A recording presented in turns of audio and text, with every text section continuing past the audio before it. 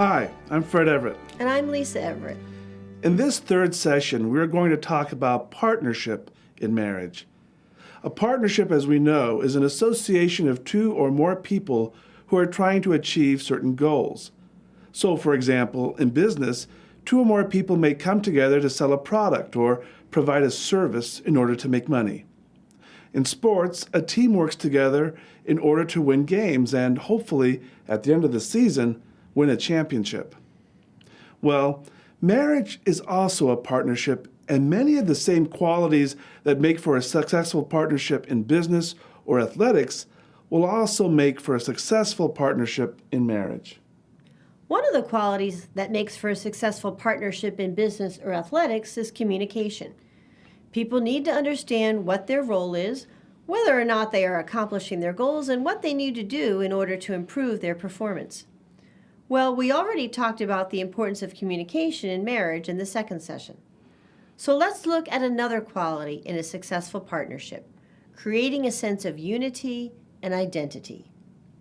For a married couple, this means creating a new unity of two different people with differing backgrounds. Even if a couple shares the same faith and the same ethnic background, there will still be differences based upon their family of origin.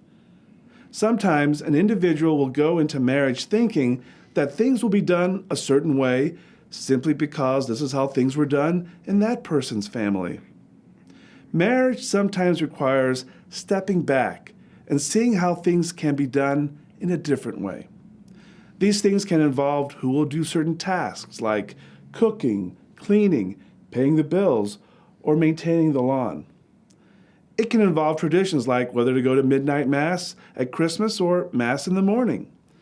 It can also involve ways of relating and encouraging each other. Hopefully, you will both carry forward what was best in your families and leave what wasn't so great behind. Going into marriage, we've talked a lot about how we want our family to look like and how we might want that to be different than our own families, how we might want that to be different than the Willett family that I grew up with or the Bonadis family that Mary grew up with.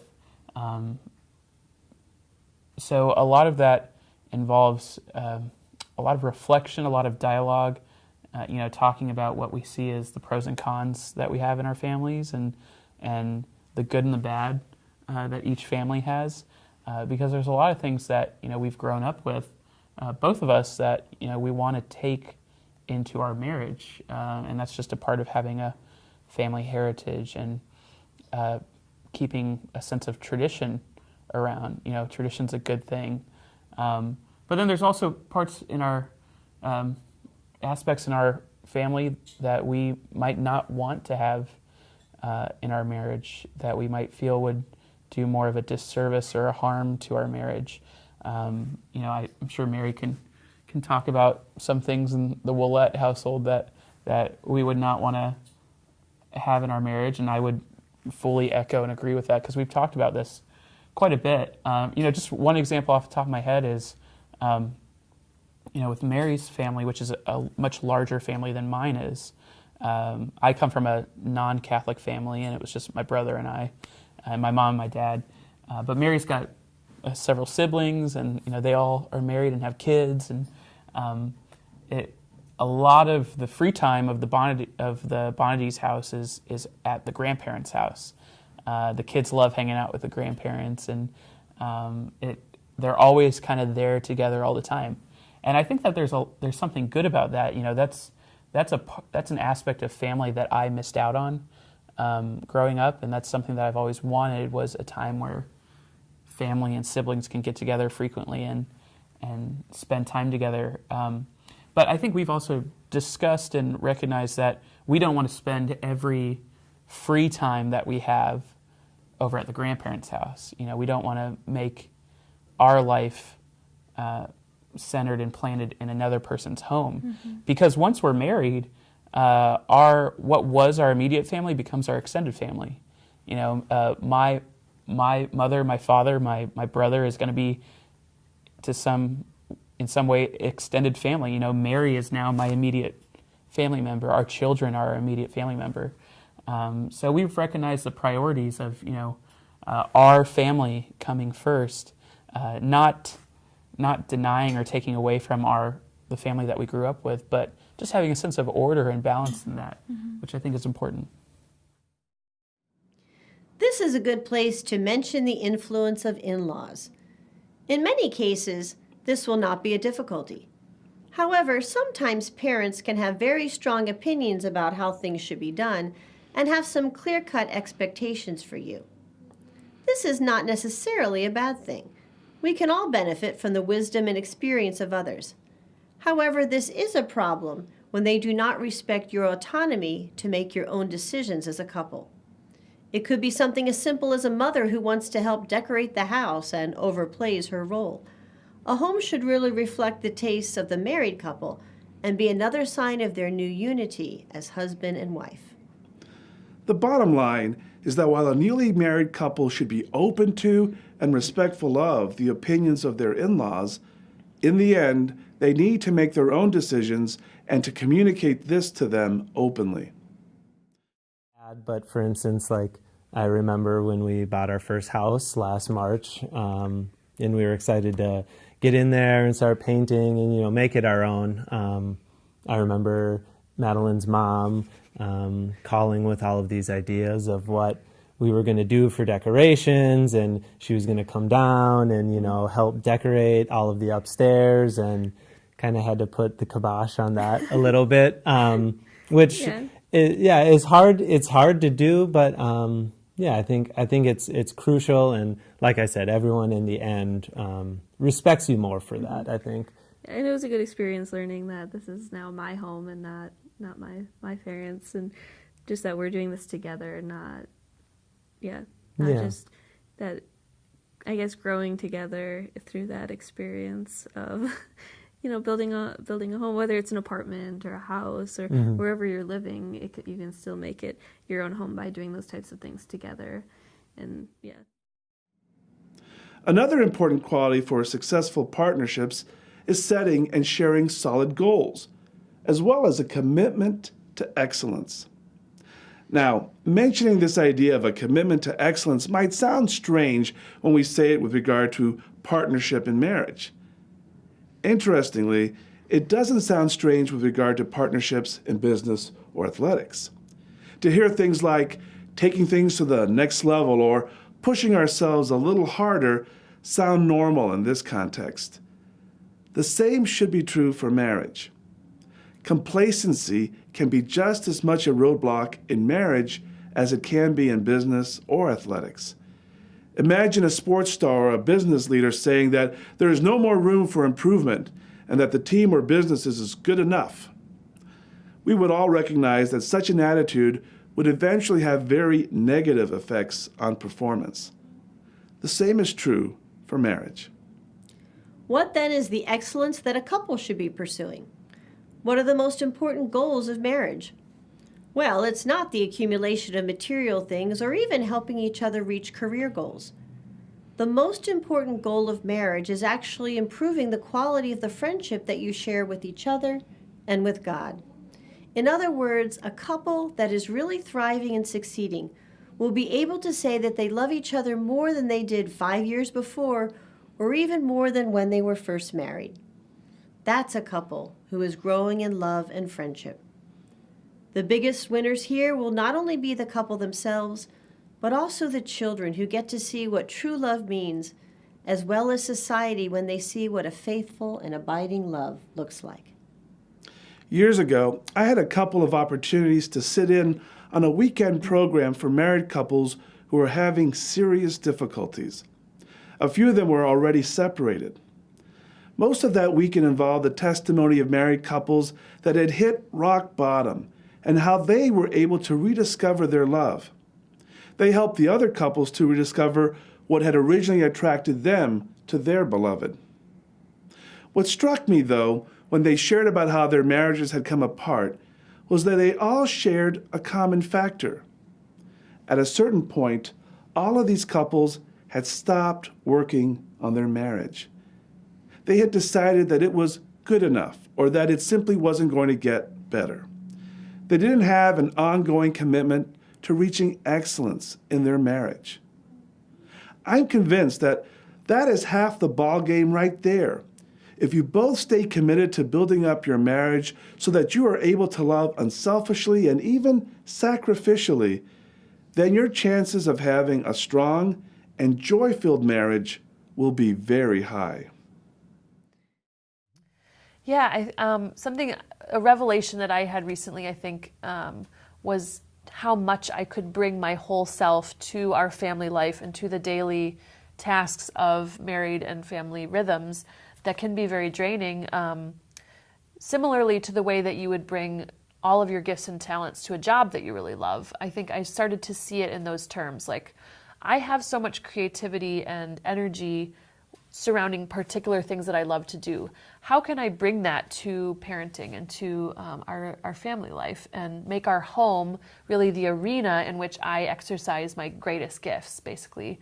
And that's made it a lot more fun, I think, just for us to have captured our life in that framework, to see the way that we as creative, intelligent, joyful people can infuse our life as married people and as parents with joy and with art, with music, with laughter, with stories, with really putting the relationships at a primary place in our life, so that that's our work. That is the work that we can bring all of our, essentially bring our A game to that team. Yeah, we've realized how important it is to bring our best selves to family life, even though family life isn't as glorious and there isn't as much affirmation as you might get from bringing your best self to the workplace or to, out into friendships and the community at large. When we bring our best selves into the home, and like Claire said, when we bring our A game into the work that we do at home, there's so much joy that can be found in so many opportunities for creativity and so many beautiful ways that in an everyday sense we can find a lot of blessings in our life. Finally, we need to talk a little about finances. As many of us know, the stresses that can come from financial issues can have a huge impact on the health of your marriage. Too often, married couples can get themselves into real trouble when they make poor financial decisions. What then are some good financial practices that couples can establish? To begin with, the way in which you approach money, your spending and saving habits, and how you discuss these things will set the stage for whether or not you will go in a good direction. It's important to begin by reminding ourselves that we are not the absolute owners of time, talent, and treasure. God is really the one who provides us with all that we have. Even the talents that we have are gifts from Him. We are really stewards of all that has been entrusted to us, including our financial resources. A good way to begin financial planning is by coming up with a budget and placing contributions to the church and other charities on the first line. This makes the statement that we put God first, even in our financial decisions. A question that often comes up is, how much should that be? The Hebrew tradition included giving 10% of all income for the priests and the needs of the poor. The church today does not require an exact percentage. What the church does say is that it should be both generous and proportionate to your circumstances. If you are unfamiliar with doing this, a priest once recommended starting out in this way. Say you work a 40-hour-a-week job. You begin by dedicating that first hour of the work week to the needs of the church and other charities. So that would work out to be 2.5% of your income. Another issue that can come up when you first get married is establishing a lifestyle based upon two full-time incomes. What can happen is that when a child comes along, it can be very difficult to scale back in order to be able to devote adequate time to that child. Studies have shown that the first 3 years of life are critical in forming strong attachments between the parents and the child. One recommendation before children arrive would be to set aside part of the second income so that the mother, or in some cases the father, is able to stay home and devote time to caring for the child, especially in those early years. That way, the married couple will not have established a lifestyle based on 2 full-time incomes, will already have some money saved, and will more easily be able to make the adjustments that come with parenting. Finally, let me share these 4 steps to establishing a firm financial foundation. 1. Set aside $1,000 to $2,000 as an emergency fund. At this point, if you don't have that $1,000 in the bank, you need to cut out all unnecessary expenditures until you have it. 2. Eliminate debt, except for a mortgage, especially credit card debt. In our country, about half of households pay off their credit card debt every month, and the other half don't, sometimes just making the minimum monthly payment.